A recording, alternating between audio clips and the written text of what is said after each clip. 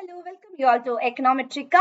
I am Kavya. അപ്പോൾ നമ്മൾ കുറച്ച് ദിവസം വീഡിയോ ഇടാൻ പറ്റിയില്ല, സൗണ്ട് ഇല്ലായിരുന്നു, കുറച്ച് പ്രോബ്ലം ഒക്കെ ഉണ്ടായിരുന്നു, അതുകൊണ്ടാണ്. സോ ക്ഷമിക്കുക. So will restart our class from today onwards. അപ്പൊ നമുക്ക് ഇന്ന് പഠിക്കാനായിട്ടുള്ളത് പ്രൊഡ്യൂസേഴ്സ് ബിഹേവിയറിനെ കുറിച്ചാണ്. അപ്പൊ നമുക്കറിയാം ഹ്യൂസ് എ പ്രൊഡ്യൂസർ. പ്രൊഡ്യൂസർ എന്ന് പറഞ്ഞിട്ടുണ്ടെങ്കിൽ ഒരു കമോഡിറ്റി മാനുഫാക്ചർ ചെയ്ത് നമ്മളുടെ എക്കണോമിയിലേക്ക് പ്ലഗ് ഇൻ ചെയ്യുന്ന വ്യക്തിയാണ് നമ്മൾ ബേസിക്കലി എന്തായിട്ട് പറയാറ്, പ്രൊഡ്യൂസർ എന്നുള്ള കേസസിൽ പറയാറുള്ളത് അല്ലെ. So what is meant by production? Production എന്ന് പറഞ്ഞാൽ it is a particular process in which an input is converted on to output അല്ലെ. Input is converted to output. നമ്മൾ ഇപ്പൊ സപ്പോസ് ഈ പെൻ ഉണ്ടാക്കണം. ഈ പെന്ന് നമ്മൾ ഉണ്ടാക്കുന്ന സമയത്ത് നമുക്ക് എന്ത് ആവശ്യമാണ്? കുറെ റോ മെറ്റീരിയൽസ് ആവശ്യമാണ് അല്ലെ. ലേബർ വേണം, അതേപോലെ തന്നെ നമുക്ക് റിസോഴ്സസ് വേണം, അതേപോലെ നമുക്ക് റോ മെറ്റീരിയൽസ്, അതേപോലെ ലാൻഡ്, അങ്ങനെ ഒരുപാട് കണ്ടന്റ്സ് നമുക്ക് ആവശ്യമാണ് അല്ലെ. അവയൊക്കെയാണ് ഫ്രണ്ട്സ് നമ്മൾ എന്തായി വിളിക്കുന്നത്? ഇൻപുട്ട് എന്ന് വിളിക്കുന്നത്. ആൻഡ് ആ ഇൻപുട്ട് കോമ്പിനേഷൻസ് എല്ലാം ഉപയോഗിച്ചിട്ടാണ് നമ്മൾ എന്ത് ചെയ്യുന്നത്? ഔട്ട്പുട്ട് ഉണ്ടാക്കുന്നത്. അതായത് ഈ പെൻ എന്ന് പറയുന്നത് നമ്മുടെ മാനുഫാക്ചർ ചെയ്യുന്നത്. അപ്പൊ ബേസിക്കലി നമ്മൾ പറയുകയാണെങ്കിൽ ഇവിടെ ഇതിനെ നമ്മൾ എന്ത് വിളിക്കും? ഈ റോ മെറ്റീരിയൽസ്, അതേപോലെ തന്നെ നമ്മളെ ലേബർ, ഇതിനൊക്കെ നമ്മൾ എന്തായിട്ടാ വിളിക്കുക? ഇൻപുട്ട് എന്ന് വിളിക്കും. ആൻഡ് ഫൈനൽ പ്രൊഡക്റ്റിനെ നമ്മൾ ബേസിക്കലി എന്തായിട്ടാ വിളിക്കുക? It is being called as output അല്ലെ. അപ്പൊ ഈ ഇൻപുട്ടും ഔട്ട്പുട്ടും തമ്മിലുള്ള ഈ ഒരു ബന്ധത്തിനെയാണ് നമ്മൾ ബേസിക്കലി എന്തായിട്ട് പറയുന്നത്? ഇവിടെ പ്രൊഡക്ഷൻ എന്ന് പറയുന്നത്. അത് കാണിക്കുന്ന ഫംഗ്ഷനെയാണ് പ്രൊഡക്ഷൻ ഫംഗ്ഷൻ എന്ന് പറയുന്നത്. അപ്പൊ say for example Q is a function of നമ്മൾ പറയാണ് റോ മെറ്റീരിയൽ എന്ന് പറഞ്ഞിട്ടുണ്ടെങ്കിൽ ഇവിടെ Q എന്ന് പറഞ്ഞാൽ എന്താ? ഔട്ട്പുട്ട്. ഔട്ട്പുട്ടിനെയാണ് പറയുന്നത്. ഒരു സാധനം, ഒരു പെൻ ഉണ്ടാക്കുക. അപ്പൊ ഇവിടെ ഔട്ട്പുട്ട് ആണ് Q എന്ന് പറയുന്നത്. ഇതെന്താ? Raw materials. റോ മെറ്റീരിയൽസ് എന്ന് പറഞ്ഞാൽ കമോഡിറ്റി അല്ലെ, നമ്മൾ ഉണ്ടാക്കാൻ ആവശ്യമായിട്ടുള്ള വസ്തുക്കൾ, അവയെ നമ്മൾ ഇൻപുട്ട് എന്ന് പറയും. അപ്പൊ ഈ ഔട്ട്പുട്ടും ഇൻപുട്ടും തമ്മിലുള്ള ശരിക്കും സിസ്റ്റമാറ്റിക് ആയിട്ടുള്ള ഒരു സിങ്ക്രണൈസേഷൻ പ്രോസസ് ആണ് എവിടെ നടക്കുന്നത്? പ്രൊഡക്ഷനിൽ നടക്കുന്നത്. ആൻഡ് ബേസിക്കലി ഇത് ഇങ്ങനെ നമ്മൾ എഴുതുവാണെങ്കിൽ അതിനെ വിളിക്കുന്ന പേരാണ് പ്രൊഡക്ഷൻ ഫംഗ്ഷൻ എന്ന് പറയുന്നത്. ആൻഡ് ബേസിക്കലി നമ്മൾ പ്രൊഡക്ഷൻ ചെയ്യാൻ ഉപയോഗിക്കുമ്പോൾ ഒരുപാട് ഫാക്ടേഴ്സ് ഓഫ് പ്രൊഡക്ഷൻ ഉണ്ടാവും അല്ലെ.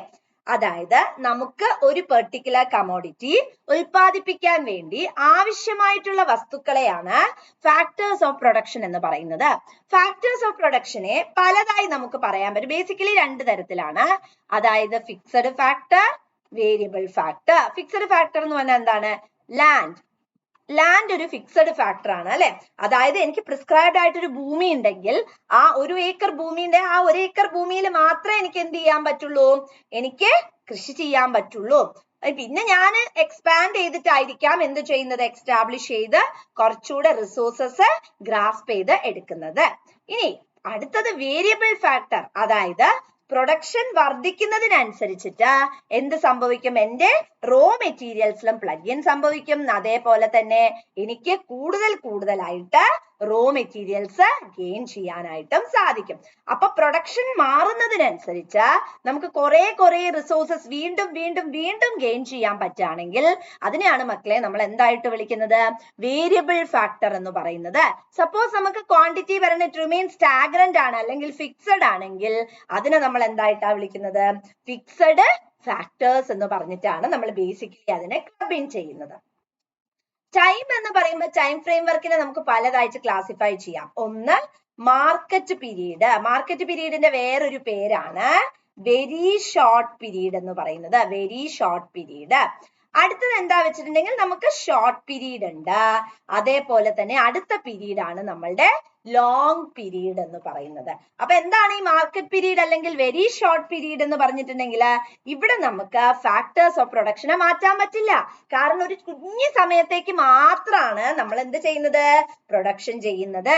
അപ്പൊ അതുകൊണ്ട് തന്നെ since it is being undertaken for a small span of time എന്ത് സംഭവിക്കും? The production remains constant. അപ്പൊ അങ്ങനെയാണെങ്കിൽ അതാണ് മാർക്കറ്റ് പീരീഡ് അല്ലെങ്കിൽ വെരി ഷോർട്ട് പീരീഡ്. പല എക്സാംസിനും ചോദിച്ചു കാണാറുള്ള ഒരു ഏരിയ ആണ്. ഷോർട്ട് പീരീഡ് എന്ന് പറഞ്ഞിട്ടുണ്ടെങ്കിൽ എന്താ? ഷോർട്ട് പീരീഡ് എന്ന് പറഞ്ഞിട്ടുണ്ടെങ്കിൽ അതായത് നമുക്കിപ്പോ കൃത്യമായിട്ട് അതിൽ പറയാൻ പറ്റില്ല എന്നാ ടൈം പീരീഡ് എന്ന്. ഇവിടെ എന്താണ്? ഇത് ഫിക്സഡ് ഫാക്ടർ ഉണ്ടാവും, വേരിയബിൾ ഫാക്ടർ ഉണ്ടാവും. സാധാരണയുള്ള പ്രൊഡക്ഷൻ ഫംഗ്ഷൻ സാധാ ടെക്സ്റ്റ് ബുക്കുകളിലൊക്കെ നിങ്ങൾ ഇത് 1 വർഷം എന്ന് കാണും. 1 വർഷം ഒന്നും നമുക്ക് ടൈം പീരീഡ് പറയാൻ പറ്റില്ല. അപ്പൊ സേ ഫോർ എക്സാമ്പിൾ, ഞാൻ ഈ ഭൂമിയിൽ കൃഷി ചെയ്യുന്ന ആളാ. ഈ ഭൂമി ഫിക്സഡ് ആണ് അല്ലെ. ഞാൻ ഈ ഭൂമിയിൽ ഇങ്ങനെ എന്ത് ചെയ്യാണ്, കൃഷി ചെയ്തുകൊണ്ടേ ഇരിക്കുകയാണ് ചെയ്യുന്നത്. അപ്പൊ what happens is that this is almost stagnant അല്ലെങ്കിൽ ഫിക്സഡ് ആണ് വരുന്നത്. ഓക്കെ, എന്താണ് ഫിക്സഡ് ആ. 6 മാസം കഴിഞ്ഞപ്പം ഞാൻ എന്റെ നല്ല ബിസിനസ് ഫ്ലറിഷ് ചെയ്തു. സോ 6 മാസം കഴിഞ്ഞപ്പോ ഞാൻ വീണ്ടും കുറച്ച് ഭൂമിയും കൂടെ അക്യുമുലേറ്റ് ചെയ്തു. അപ്പൊ 6 മാസമാണ് എന്റെ ഷോർട്ട് പീരീഡ് എന്ന് പറയുന്നത്. ഇത് തന്നെ ആവണമെന്നില്ല വേറൊരു വ്യക്തിക്ക്. Got the point? Okay. Next long period. Long period എന്ന് പറഞ്ഞാൽ എന്താ, അത് ഷോർട്ട് പീരീഡ് കഴിഞ്ഞ next period, the very next പീരീഡിനെയാണ് നമ്മൾ ലോങ് പീരീഡ് എന്നുള്ള കൺസിഡറേഷനിലേക്ക് പോകുന്നത് അല്ലെ. അവിടെ എന്താ, ഓൾ ആർ വേരിയബിൾ ഫാക്ടേഴ്സ്. എല്ലാം എങ്ങനത്തെ ഫാക്ടേഴ്സാ, വേരിയബിൾ ഫാക്ടേഴ്സ് ആണ് വരുന്നത്. ഫിക്സഡ് ഫാക്ടേഴ്സിന് നമ്മൾ എന്ത് ചെയ്യുന്നില്ല, ഇമ്പോർട്ടൻസ് കൊടുക്കുന്നേ ഇല്ല.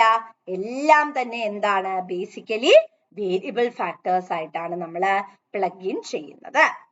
ഇനി നമ്മൾ പ്രൊഡക്ഷൻ ഫംഗ്ഷനിലേക്ക് പോവാണെങ്കിൽ അവിടെ നമുക്ക് കാണാൻ പറ്റുന്ന 3 കാര്യങ്ങൾ. ഒന്ന് TP, AP, MP. TP എന്ന് പറഞ്ഞിട്ടുണ്ടെങ്കിൽ ടോട്ടൽ പ്രൊഡക്റ്റ്, ഇതിനെയാണ് നമ്മൾ TP പറയുന്നത്. AP എന്ന് പറഞ്ഞാൽ ആവറേജ് പ്രൊഡക്റ്റ്, MP എന്ന് പറഞ്ഞിട്ടുണ്ടെങ്കിൽ മാർജിനൽ പ്രൊഡക്റ്റ്. അപ്പൊ TP എന്ന് പറഞ്ഞാൽ എന്താ, നമ്മൾ ഓരോ കമോഡിറ്റിയും പ്രൊഡ്യൂസ് ചെയ്യുന്നതിന് വരെ അഡീഷണൽ ആയിട്ടുള്ള എക്സ്പെൻസസ്. ഈ അഡീഷൻ എന്താ, അത് MP ആ. ആവറേജ് എന്താ, അത് AP ആ. മൊത്തം വരുന്ന ചെലവ് എന്താ, ദാറ്റ് ഈസ് TP. അപ്പൊ നമുക്ക് ഒരു പ്രോബ്ലത്തിലൂടെ ഇവയെ 3 പേരെയും ഒന്ന് പരിചയപ്പെടാം. വളരെ വളരെ ഇമ്പോർട്ടന്റ് ആയിട്ടുള്ള കോൺസെപ്റ്റ് ആണ്. സോ നിങ്ങൾക്ക് ഇവിടെ തന്നിരിക്കുകയാണ്, ലേബർ എന്ന് പറയുന്നത് തന്നിട്ടുണ്ട്. 1, 2, 3, 4 തന്നിട്ടുണ്ട്. നിങ്ങൾക്ക് ഇവിടെ ആവറേജ് പ്രൊഡക്റ്റ് തന്നിട്ടുണ്ട്. 50, 60, 70, 80. ഓക്കെ, TP കാണാൻ പറയാ, ടോട്ടൽ പ്രൊഡക്റ്റ്. അതായത് ടോട്ടൽ പ്രൊഡക്റ്റ് എന്ന് പറഞ്ഞിട്ടുണ്ടെങ്കിൽ നമുക്ക് മൊത്തം നമ്മൾ ജനറേറ്റ് ചെയ്യുന്ന ഔട്ട്പുട്ടിനെയാണ് ശരിക്കും ടോട്ടൽ പ്രൊഡക്റ്റ് എന്നുള്ളത് കൊണ്ട് നമ്മൾ ഉദ്ദേശിക്കുന്നത്. അപ്പൊ അവിടെ എങ്ങനെയാ നമുക്ക് ബേസിക്കലി പറയാൻ പറ്റുക. അപ്പൊ സേ ഫോർ എക്സാമ്പിൾ 2 പെന്ന് വാങ്ങിച്ചപ്പോ ടോട്ടലി എത്രയാ ഞാൻ അടച്ചത്, 20 രൂപ. അതായത് ഒരു പെന്നിന്റെ വില 10 രൂപ. അപ്പൊ 2 പെന്നിന്റെ വില എത്രയായിരിക്കും, 2 പെന്നിന്റെ വില 20 രൂപ. ഈ 20 ഇല്ലേ മക്കളെ, അതാണ് ഈ ടോട്ടൽ പ്രൊഡക്റ്റ് എന്ന് പറയുന്നത്. അപ്പൊ AP തന്ന TP കാണാനുള്ള തന്ത്രം എന്താ ചോദിച്ചാ, AP ഇൻറ്റു L ആണ്. ഓക്കെ, അപ്പൊ 50 ഇൻറ്റു 1 50, 60 ഇൻറ്റു 2 നമുക്ക് 120, 70 ഇൻറ്റു 3 210, 80 ഇൻറ്റു 4 320. നമുക്ക് ആവറേജ് പ്രൊഡക്റ്റ് ഓൾറെഡി തന്നു. ആവറേജ് പ്രൊഡക്റ്റ് എങ്ങനെയാ കാണുക, നേരെ opposite, total product by L. അതായത് 2 പെന്നിന് 20 രൂപ. അങ്ങനെയാണെങ്കിൽ ഒരു പെന്നിന്റെ വില എത്രയാ, 20/2 10. ആ കോൺസെപ്റ്റ് ആണ് നമ്മൾ ഇവിടെ ഉപയോഗിച്ചത്. ഇനി നമുക്ക് MP കാണാം. MP എന്ന് പറഞ്ഞാൽ എന്താ, നമ്മൾ ഒരു കമോഡിറ്റി കൂടുതൽ പ്രൊഡ്യൂസ് ചെയ്യുമ്പോൾ ഇൻകർ ചെയ്യുന്ന അഡീഷണൽ കോസ്റ്റ്. അപ്പൊ ആദ്യം നമ്മൾ ഈ 50 തന്നെ എഴുതി. ഇനി ഇത് 120 അല്ലെ, അപ്പൊ എത്രയും കൂടെ നമ്മൾ ചെലവാക്കേണ്ടി വന്നു, 120 മൈനസ് 50, 70 കൂടെ ചെലവാക്കേണ്ടി വന്നു അല്ലെ. ഇനി ഇത് 210, ഇത് 120, അപ്പൊ എത്രയും കൂടെ ചെലവാക്കേണ്ടി വന്നു, 90. ഇത് 320, 210, അപ്പൊ എത്രയും കൂടെ ചെലവാക്കേണ്ടി വന്നു, നമുക്ക് 110 രൂപയും കൂടി ചെലവാക്കേണ്ടി വന്നു അല്ലെ. അപ്പൊ TP എന്ന് പറഞ്ഞാൽ ടോട്ടൽ ആയിട്ട് നമ്മൾ എടുക്കുവാണെങ്കിൽ അതിനെയാണ് TP പറയുന്നത്.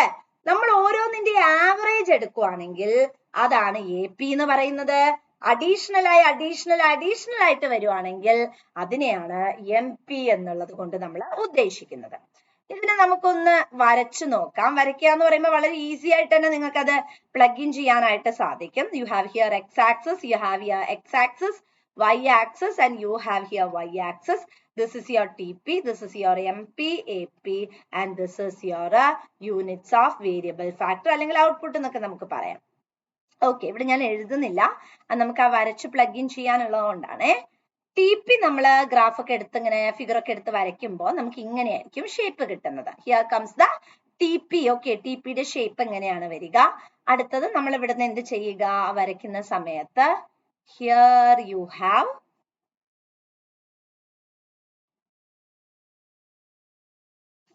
MP.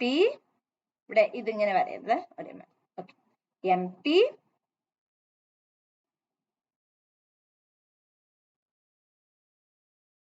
and this is your AP. ഇങ്ങനെയായിരിക്കും നമ്മൾ വരയ്ക്കുന്ന സമയത്ത് നിങ്ങൾക്ക് കാണാനായിട്ട് സാധിക്കുന്നത്. ആൻഡ് ഇനി നമുക്ക് ഇതിന്റെ പോയിന്റ്സ് മാർക്ക് ചെയ്യണം.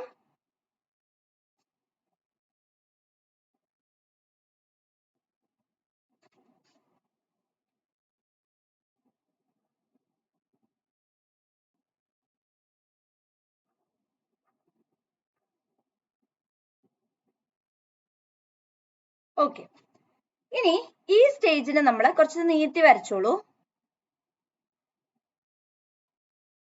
ഇതിന് നമ്മൾ ഫസ്റ്റ് സ്റ്റേജ് എന്ന് വിളിക്കും, സെക്കൻഡ് സ്റ്റേജ് എന്ന് വിളിക്കും, തേർഡ് സ്റ്റേജ് എന്നും വിളിക്കും.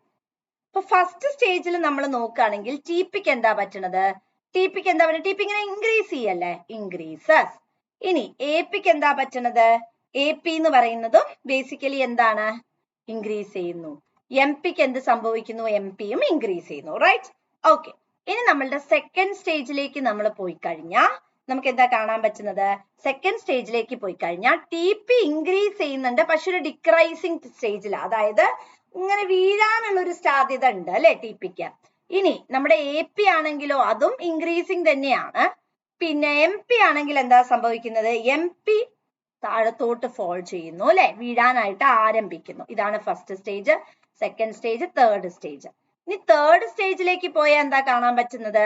TP ഡിക്ലൈൻ ചെയ്തു, AP ഡിക്ലൈൻ ചെയ്തു, പിന്നെ നമുക്ക് കാണാൻ പറ്റുന്ന MP എന്തായി? MP 0. ഇതിന്റെ ലാസ്റ്റ് സ്റ്റേജിൽ 0 ആകുന്നു.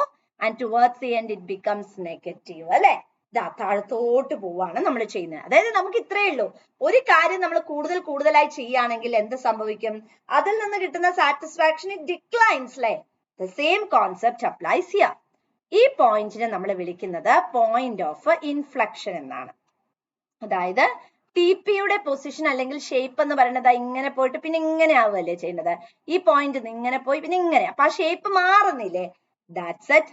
അടുത്ത എന്താ നമ്മൾ പറയുന്നത്? ഇവിടെ നമ്മൾ പറയുന്നത് പോയിന്റ് ഓഫ് ഇൻഫ്ലക്ഷൻ ഉണ്ട്. അതേപോലെ തന്നെ നമുക്കിവിടെ എന്ത് സംഭവിക്കുന്നുണ്ട്? ഇവിടെ നെഗറ്റീവ് സ്റ്റേജ് ആയിട്ടും ബേസിക്കലി വരുന്നുണ്ട് അല്ലെ. നെഗറ്റിവിറ്റി കോൺസെപ്റ്റ് എന്ന് പറയുന്നതും വരുന്നുണ്ട്. ഇതിനെ നമുക്ക് സാച്ചുറേഷൻ പോയിന്റ് എന്ന് വിളിക്കാം.